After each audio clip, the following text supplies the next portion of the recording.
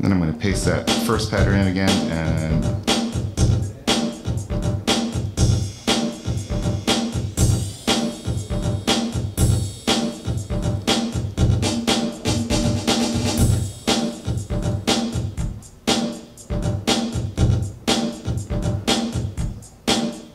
so now I have all of these patterns built up in the redrum.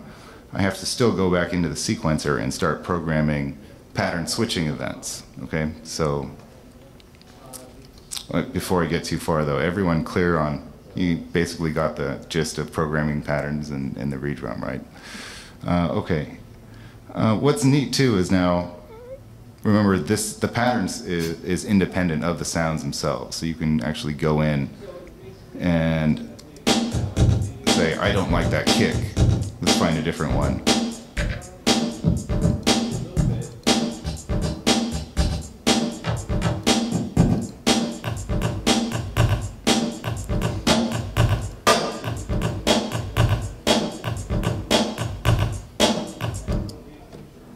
Okay.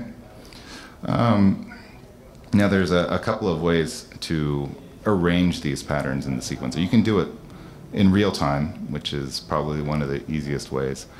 In the sequencer, I'm going to go ahead and I'm going to set that loop on because I just want this to cycle around these 8 bars here. And then when I press record on the transport, you'll see it start to track which pattern I have selected. Oops.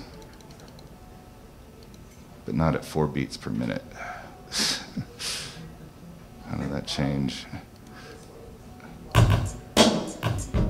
2, then back to 1, back to 3.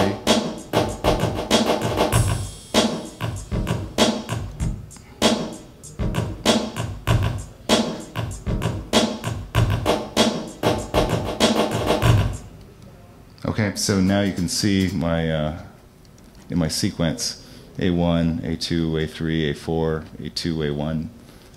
And there I have my little drum arrangement built up.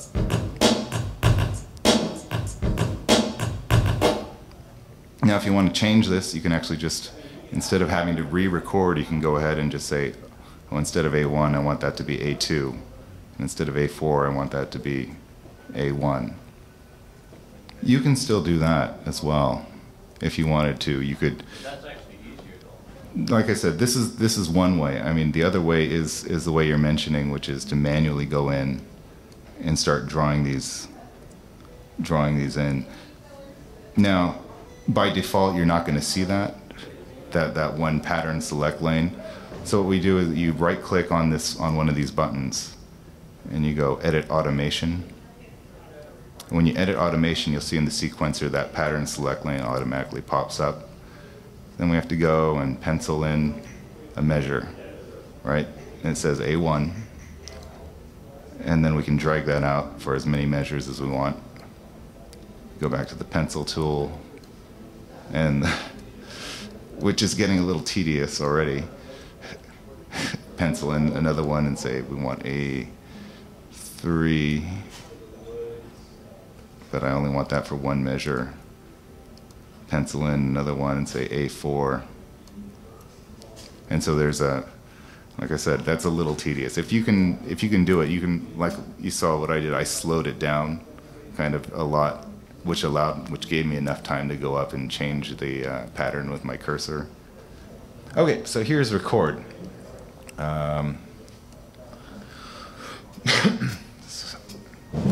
It is their new, basically, when you take Reason and Record together, you have audio input capabilities, audio recording capabilities. And you asked about importing your Reason song files. So I can just, you would operate it in the same way that you would in Reason. You just go to Open, and we'll go and we'll find that file, this redrum loop.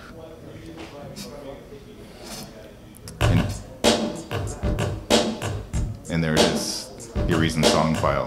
But now, In the record system, everything runs through the record mixer, which is unfortunately too hard to really visualize on my little screen. But basically each input channel of the record mixer has a dedicated dynamics compressor, gate, dedicated EQ, dedicated insert effect, 8 send buses, as well as the fader and pan controls. Could you reprogram the drum loop and record through the module there, or is it Through the okay. Yeah, so in the main rack view here, you'll see there's a device that's not familiar to you if you've never used record. This is the mix channel device. Each time you can go through the create menu, you can create another mix channel device like you would in Reason. Just create devices, mix channel. And each time you create a mix channel, you get another channel on the mixer itself. So each one of these mix channel devices corresponds to a new instance of a mixer channel.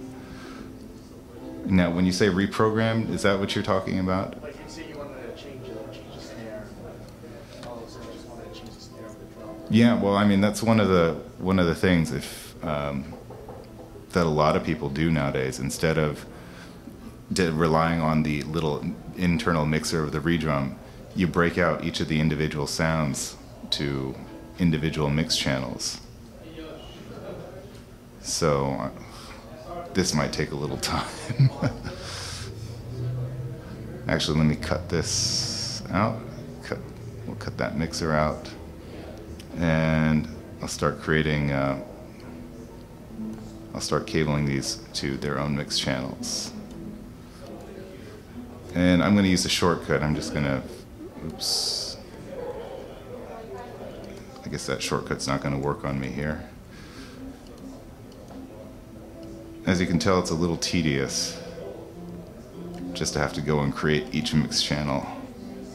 Create mix channel. Because I have to make 10. There we go. 2, 3. Okay.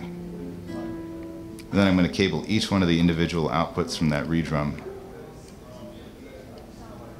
to its own mixer channel.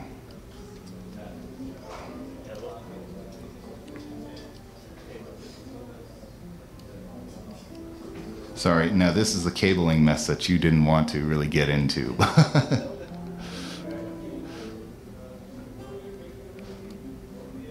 All right.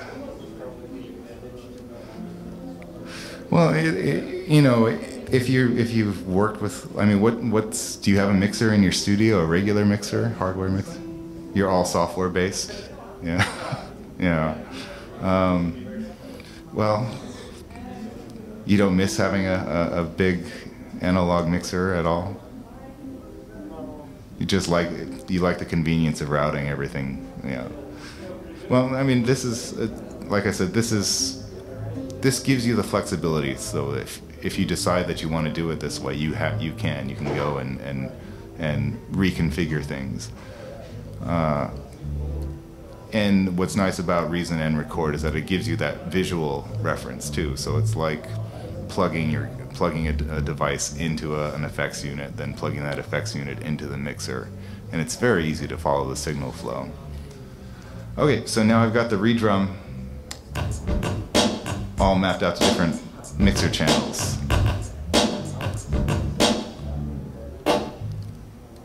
Right, so now, to make this a little more manageable, I'm going to collapse that mixer. And we'll detach it. And now I can go and EQ everything separately. Solo.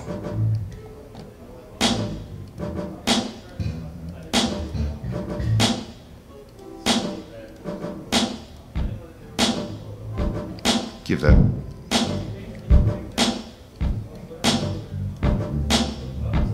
We can take that snare and take a bit of that ringing off.